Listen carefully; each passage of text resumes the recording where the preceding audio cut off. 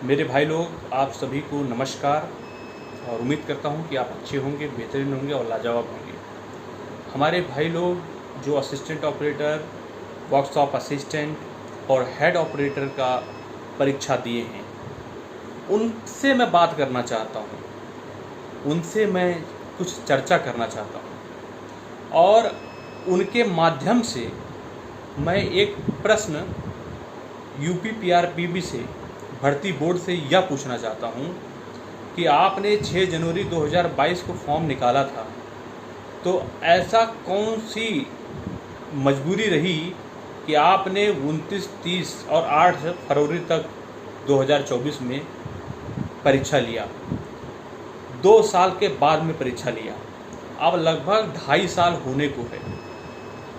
एक भारतीय होने के नाते, एक देश के नागरिक होने के नाते, एक उत्तर प्रदेश का निवासी होने के नाते, क्या यह मेरा प्रश्न नहीं है कि मैं आपसे यह बात पूछ सकूं कि इन 2 सालों में, हम बात कर रहे हैं 6 जनवरी 2022 से और 28-29 जनवरी से लेकर के 8 फरवरी तक जो असिस्टेंट ऑपरेटर, हेड ऑपरेटर और वर्कशॉप असिस्टेंट का पेपर लिया गया, ऐसा क्या आफत हो गई उस भर्ती बोर्ड के ऊपर कि उन्हें 2 साल लग गए परीक्षा लेने में। दुनिया की सबसे कठिन परीक्षा मानी जाने वाली आईएएस की परीक्षा भी 2 परीक्षाएं हो गई, 2 बैच जा चुके, पीसीएस के बैच हो चुके, पूरे देश भर में परीक्षाएं हो गई, नीट एम्स की परीक्षाएं, नीट आईआईटी की परीक्षाएं हो गई। बेशर्मी की बात यह है कि 2022 में भी आईपीएल हुआ था, 2023 में भी आईपीएल हुआ था, 2024 का आईपीएल खत्म हो गया है। जब हम जियो सिनेमा पे हम देखते हैं कि भाई साहब 34 करोड़ लोग आईपीएल देख रहे हैं, तो सब कुछ हुआ 2022 से के विधानसभा, उत्तर प्रदेश विधानसभा के इलेक्शन से पहले 6 जनवरी 2022 को नोटिफिकेशन निकाला गया था इस भर्ती का। यूपीएसआई का रिजल्ट उसके बाद आया और विधानसभा इलेक्शन भी हुए, उसमें कोई प्रॉब्लम नहीं। 25 करोड़ लोगों का इलेक्शन कराने में इनको कोई दिक्कत नहीं होती है। कर्नाटक में इलेक्शन हुए, तेलंगाना में इलेक्शन हुए, मध्य प्रदेश, राजस्थान, छत्तीसगढ़ में इलेक्शन हुए, पंचायतों के इलेक्शन हुए, सब हुए। लेकिन एक भारतीय नागरिक होने के नाते क्या मैं यह प्रश्न नहीं आपसे पूछ सकता हूं कि आपने 2 साल में क्या किया? क्या ये बच्चे भीख मांग रहे हैं आपसे? आपने नोटिफिकेशन निकाला है। भर्ती नहीं कंप्लीट करनी है तो नोटिफिकेशन मत निकालो। और भर्ती अगर आपको नौकरी देनी ही है, नोटिफिकेशन आप निकाले हो तो 6 महीने के अंदर भर्ती को कंप्लीट करिए। तो सुनो, अंग्रेज चले गए, अपने हुक्काम बैठा के चले गए, नेता हमारे इंडियन हैं, वो हैं, लेकिन सर बदल गया है। जो हाथ पांव धड़ जो है भी अंग्रेजों वाले हैं। लॉर्ड डलहौजी के नाम सुना? लॉर्ड इरविन के नाम सुना? लॉर्ड कर्जन का नाम सुना? ये अपने आप को लॉर्ड कहते थे। लॉर्ड हमारे यहाँ भगवान को कहा जाता है, लॉर्ड रामा, लॉर्ड विष्णु। तो गरीब जनता थी, कमज़ोर जनता थी, जो चाहे जो करना है वो करने के लिए स्वतंत्र थे, आज़ाद थे। लोग अत्याचार करें तो जनता बर्दाश्त करती थी, सब कुछ बर्दाश्त करते थे। अंग्रेज़ों के ये पिल्ले लोगों को छोड़ गए हैं ये लोग कि जब तक इनके सामने हाथ जोड़ कर गिड़गिड़ाओगे नहीं, तब तक ये सुनने वाले नहीं हैं। यही चाहते हैं, इसी वजह से लोग सरकारी नौकरी पकड़ना चाहते हैं। तो एक कविता हमें याद आती है, क्या नाम है, हमारे यहाँ के आदम गुंडवी हुए हैं, कवि हुए हैं, बहुत फेमस कवि हैं, उनकी कविताएं मुझे बहुत ज़्यादा पसंद रहती है। तो कुछ लाइनें हैं कि जो थोड़ा सा चुभेगी। जो डलहौजी न कर पाया वो हुक्काम कर देंगे। हुक्काम यही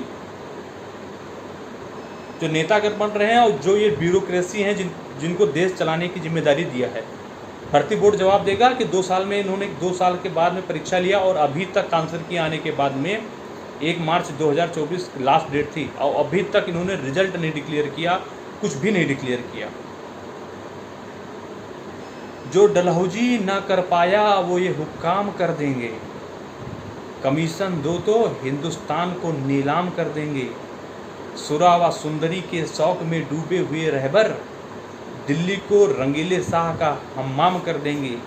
ये वंदे मातरम का गीत गाते हैं सुबह उठकर, ये वंदे मातरम का गीत गाते हैं सुबह उठकर, मगर बाजार में चीज़ों का दुगना दाम कर देंगे।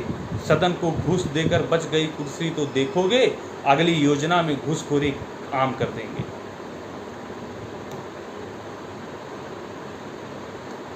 एक निवेदन है, यदि थोड़ी सी भी सेंस काम करता है भर्ती बोर्ड का, तो हेड ऑपरेटर का मैटर अगर फंसा हुआ है तो इसके चक्कर में और आराम परस्ती न मचाए भर्ती बोर्ड और टाइम पास ना करे।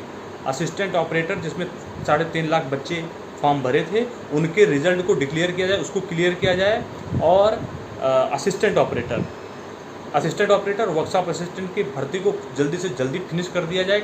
1 महीने के अंदर, 1-1.5 महीने के अंदर इसको क्लोज कर दिया जाए। और रही बात हेड ऑपरेटर की, मेरे भाई आपने 2.5 साल झेला दिया और अभी आप बीटेक वर्सेस डिप्लोमा की जो बैटिंग और बॉलिंग कर रहे हैं, ये भर्ती बोर्ड नहीं खेला है। इनको खुद ही नहीं पता है कि बीटेक एलिजिबल था कि डिप्लोमा एलिजिबल था, जवाब ही नहीं देते थे ये लोग, समझे। लास्ट तक तो बीटेक वालों को एलिजिबल करा के लास्ट में चेंज कर दिया, मतलब पारी ही बदल दिया। एम्पायर ही यार, जब प्रॉब्लम एम्पायर में ही है, दिक्कत आ रही है, तो बैट्समैन और बॉलर क्या करेगा। तो सीधी सी बात है, अगर हेड ऑपरेटर नहीं हो रहा है, कन्फ्यूजन है, डाउट है, पेंडिंग ज़्यादा जा रहा है, तो भैया इस भर्ती को निरस्त कर दो। आप कम से कम लोग किसी को मत करो, निरस्त करके नई तरीके से नियमावली बनाओ, नई तरीके से नोटिफिकेशन निकालो और इनको भी इंक्लूड कर लो, जो नए बच्चे हैं उनको भी इंक्लूड कर लो, समझे। लेकिन अब समय 2.5 साल बर्बाद किया, अगला 2.5 साल इस कन्फ्यूजन में बच्चों का मत गुजारो, क्योंकि बच्चों के साथ घर वाले भी परेशान होते हैं कहीं ना कहीं।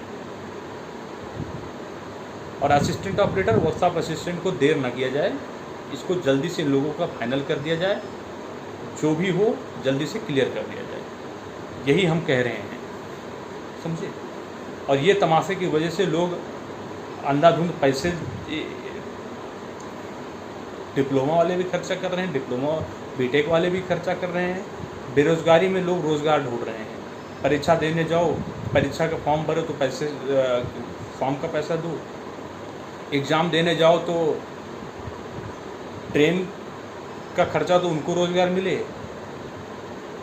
कुछ ट्रेन में खाओ पियो उनको रोज़गार मिले, ट्रैवल करो ई रिक्शा से तुमको मिले, टैक्सी वाले ऑटो वाले उनका रोज़गार मिले, रूम वाले जो हैं उनको रोज़गार मिले, ठीक है,